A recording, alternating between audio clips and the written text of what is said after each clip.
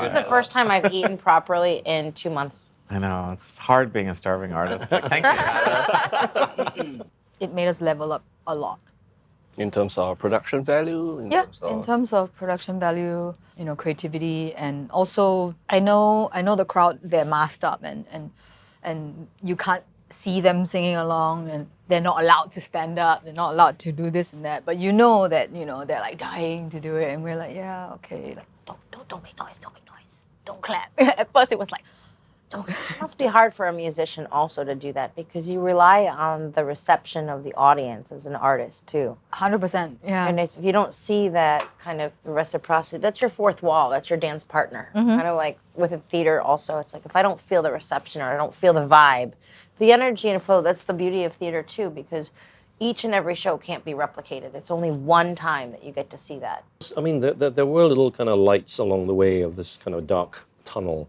And one of those was that I think that the performing arts community really kind of banded together in times of adversity. I think we just all kind of reached out in the dark and just clung on to one another for dear life. And I think we forged new respect for one another, new friendships, new appreciation of each other's struggles. I dare say we've become tighter as a community, as a family. I would say, to me, that is the best thing that's come out of COVID. Yeah. Compassion, understanding. We all had a friendly rivalry. What COVID did was, I remember distinctly the first time we had a Zoom drinks session with Pandemonium, Wild Rice, and Singapore Repertory Theatre. We'd obviously never done that before. Well, I don't mean the three of us. I mean, like, we just hadn't done Zoom drinks before. Zoom drinks. I know. Remember those days? Zoom exactly. Drinks. Yeah. I discovered there's a danger in defining yourself by the work that you do. And unbeknownst to myself, over the course of 30 years, I had fallen into that trap of saying, I am an actor, full stop.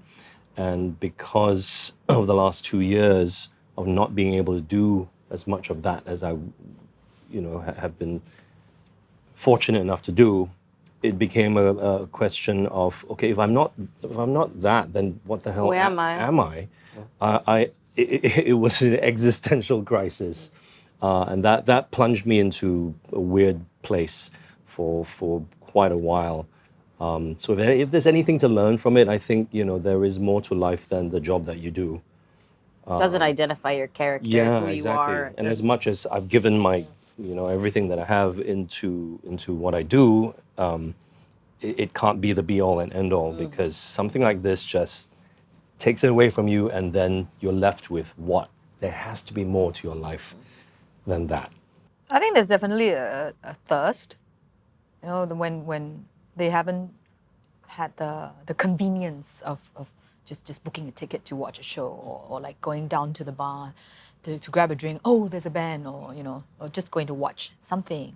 And I got up there, and I remember Tamago was on the phone with me right before the show. He called. He's like, do me a favor. I was like, what? He said, later when you go up on stage, don't cry. I was like, what are you talking about? But seriously, when I got up there and when the lights hit us, I thought I was going to cry.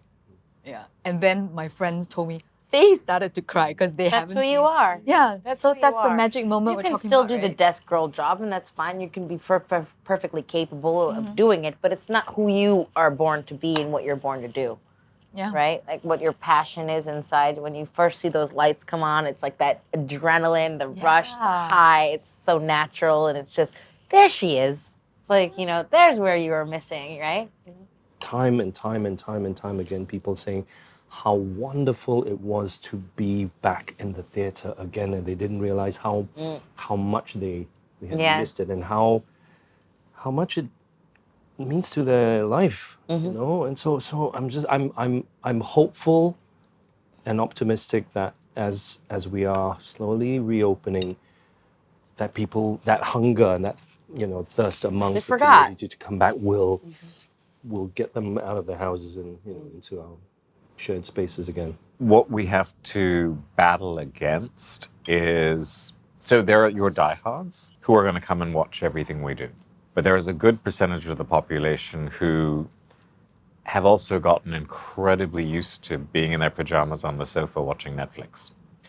And what is the impetus to get showered, get ready, spend money, go out, go to the theater, have a meal out, and go home? One of the things that the onus is on us as artists is to create the occasion, create the impetus, create the content that is that catalyst to make people do that. And I think that's the challenge we all face now, to get beyond the diehards who have missed everything. What's exciting now is artists who are finding clever uses of technology to serve their art, whether that is through creating performance with HoloLens, with AR, with VR, whether it's the ability to have artists perform in different places,